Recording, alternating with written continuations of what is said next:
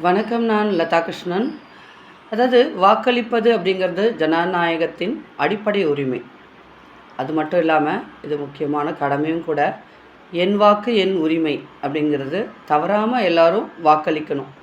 இது நாட்டின் எதிர்காலத்தை நிர்ணயிக்கும் சக்தி வாய்ந்த ஒரு கருவி இந்த தேர்தல்.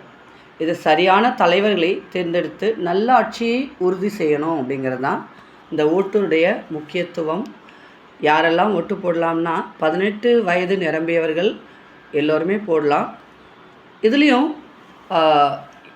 அதாவது ஓட்டுச்சாவடிக்கு நம்ம எடுத்துகிட்டு போக வேண்டியது அப்படின்னா அந்த வாக்காளர் அட்டை, அது இல்லை அப்படின்னா ஆதார் அட்டை இல்லைன்னா பேன் கார்டை வந்து அக்செப்ட் பண்ணிக்கிறோம் அப்படின்ற மாதிரி சொல்லியிருக்காங்க. இது எந்த அளவுக்கு உண்மைன்றது தெரியல. வாக்களிப்பதின் முக்கியத்துவம் அப்படின்னா என் வாக்கு என் உரிமை, ஓட்டு போடுவது நமது கடமை அப்படிங்கிறத ஒவ்வொருத்தரும் ஞாபகத்தில் வச்சுக்கணும். சிலர்லாம் வந்து செல்லாத ஓட்டை ஆக்கிடுவாங்க. அது போலலாம் செய்ய வேண்டாம். அதாவது அனைவருமே வந்து வாக்களிக்கணும், ஜனநாயகத்தை வந்து காக்கணும் அப்படிங்கிறது தான். அதாவது பழைய ஆட்சியில் நல்லது செஞ்சுருக்காங்களா, இல்லை புது ஆட்சி நல்லது செய்யுமா, இல்லை புதிய ஆட்சி நல்லது செய்யுமா அப்படிங்கிறத யோசித்து ஒவ்வொருவரும் வந்து வாக்களிக்கணும்.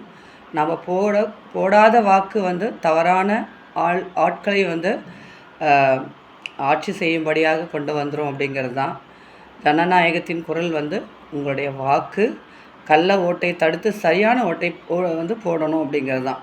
நீங்கள் போடலைன்னா அதில் வேறு யாருன்னா போய் தவறாக பயன்படுத்தலாம். அதனால் அதற்கு வாய்ப்பளிக்கக்கூடாது. மக்களாட்சியின் அடித்தளம் பார்த்திங்கன்னா 18 வயது நிரம்பிய அனைவருமே வந்து போடலாம்.